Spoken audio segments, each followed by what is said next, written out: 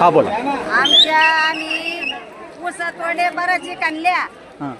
आम्ही तुम्हाला मतदान दिलं, कशासाठी दिलं की आमचे मुलं बाळ सुखी राहा याच्याकरता आम्ही मतदान केलं. मग तुम्ही बेमान होता काय? तुम्हाला आमची उद्या गरज नाही का? आज आम्ही गरज पडली थोर आलो, उद्या कोणत्या भरोशावर वसन तुम्ही? ह्या आधीचं मत काय माहितीये का? जेव्हा तुमच्या मुक्त पाहू नका, आमच्या मुक्त पहा आणि आम्ही उद्या तुमच्यावर ध्यान ठेवू. आम्ही आता कायद्यावर बोट ठेवणार म्हणजे ठेवणार. निश्चित बीजेपीला मतदानच करायचं नाही पुन्हा. आम्हाला कायदा दाखवला आणि कायद्यावरच बोट ठेवणार. एकदम बरोबर आहे. आपल्या मराठा समाजाला पहिल्यांदा एक नेतृत्व भेटलंय, मनोज जरांगे पाटील.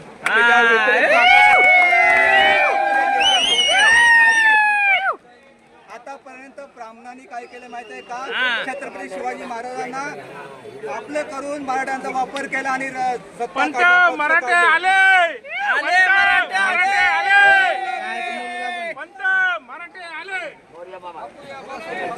आणि आता आईचा मुलगा पण आहे. अच्छा आमच्या मुलांना 100 रुपयानं काम केलं, इथं वडापाव खाऊन काम केलं. तुमची आम्ही छान ठुली, तुम्हाला आम्ही मोठं केलं. तुम्ही आमच्या मनोज दादाला का तुम्ही उपोषणाला बसवलं? आम्हाला आरक्षण पाहिजे होतं. आज मराठा समाज पूर्ण जागा झालेला आहे.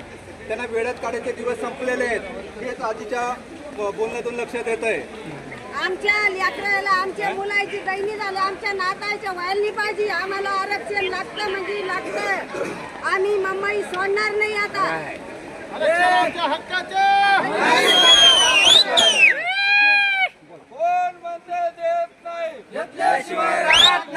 आज सन्माननीय संघर्ष योद्धा मनोज जरांगे पाटील साहेब यांच्यासोबत लाखो मराठे मुंबई आझाद मैदान ह्या ठिकाणी मराठा आरक्षण करता ह्या ठिकाणी आलेले आहेत.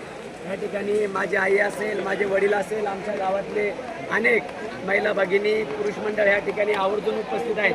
मागेही जेव्हा सन्माननीय मनोज जरांगे पाटील साहेब यांचं आंदोलन वाशी या ठिकाणी APMC मार्केटला थांबवलं होतं, त्या ठिकाणी सुद्धा माझे आई वडील आणि आमच्या गावातले अनेक मराठा बांधव उपस्थित होते. सरकारला ही कळकळीची विनंती आहे की तुम्ही आम्हाला EWS दिलं, आम्हाला ते नको आहे.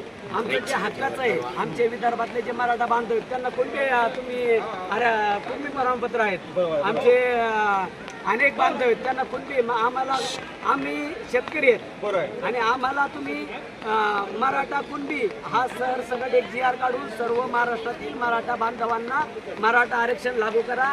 आम्हाला कुठलाही एक्स्ट्रा 50% वरती कुठल्याही आरक्षणाची आवश्यकता नाही, आम्ही ते घेणार सुद्धा नाही.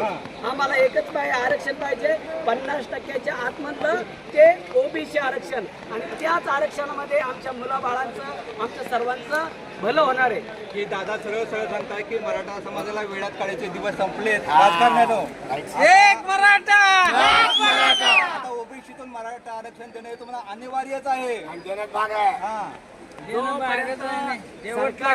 ओबीसीतून मराठ्यांना आरक्षण देत नाही तोपर्यंत सन्माननीय जरांगे पाटील साहेब यांनी सुद्धा सांगितलं, भले कोर्टाने आणि राज्य सरकारने एका दिवसाची परवानगी दिली असेल, परंतु एका दिवसाची तुम्ही परवानगी देता, एका दिवसात आमच्या सर्व मागण्या मान्य करा. नाहीतर जोपर्यंत आमच्या मागण्या मान्य होत नाही तोपर्यंत सन्माननीय मनोज जरांगे पाटील साहेब मुंबई आझाद मैदानवरून उपोषणावरून उठणार नाही आणि आम्ही एकही मराठी बांधव आणणार नाही, मुंबईवरनं गावाला जाणार नाही. हे जे मराठी बांधव आलेले आहेत गावावरनं, शेतकरी गोरगरीब यांची राहण्याची व्यवस्था मुंबईमधली मराठी बांधव या ठिकाणी करणार आहे. त्यांची राहण्याची व्यवस्था असेल, त्यांची जेवणाची व्यवस्था असेल. रात्री सुद्धा हजारो मराठा बांधवांचा आम्ही डोंबिवलीमध्ये राहण्याची जेवणाची व्यवस्था केलेली आहे. याही ठिकाणी अनेक आम्हाला जिल्ह्यामधले मराठा बांधव भेटले, त्यांना आम्ही सर्वांना आश्वासित केलं की तुम्हाला पुढील जेवढा दिवस राहायचंय तेवढ्या दिवस तुमची राहण्याची आणि जेवणाची व्यवस्था आम्ही करतो. हे कशासाठी करतो? गोरगरीब मराठ्यांच्या मुलांना आरक्षण मिळालं पाहिजे आणि ते ओबीसीतून 50%च्या आतून, त्याच्यावरती आम्हाला कुठलंही आरक्षण नको.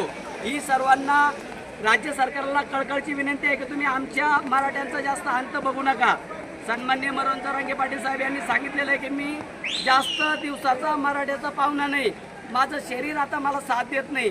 हे सरकारला ऐकू गेलं पाहिजे त्यांचं म्हणणं आणि त्यांचा अंत आणि मराठ्याचा अंत या सरकारने बघू नये आणि लवकरात लवकर सरकारने ओबीसीतून 50% आतून मराठ्यांना आरक्षण द्यावं ही सर्वांच्या वतीने आमची सरकारला कळकळीची विनंती. एक मराठा आरक्षण आमच्या हक्काचं नाही कुणाच्या बापाचं, आरक्षण आमच्या हक्काचं नाही कुणाच्या बापाचं, एकच मिशन संघर्ष योद्धा सन्माननीय मनोज जरांगे पाटील साहेब, तुम आगे बढो, हम तुम्हारे साथ हैं. हे बघा, इच्छाशक्ती असेल तर सर्व गोष्टी शक्य आहेत.